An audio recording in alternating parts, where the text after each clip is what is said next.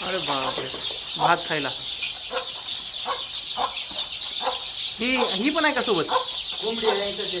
हा का, म्हणजे ह्यांचीच आई आहे ना. हां हां हां, कारण की त्या मोठ्या पिल्ल्याला मारलेले. अच्छा अच्छा अच्छा अच्छा. मग संध्याकाळी फक्त मोठी पिल्ली हिच्या खाली द्यायची. ह्याच्यात घालायचं, बारकी त्याच्यात घालायचं. बरोबर. मध्ये सोडायचं. हां हां हां, राईट राईट. हां हां हां हां. हे किती लांब लांब पडायचं भात खाण्यासाठी.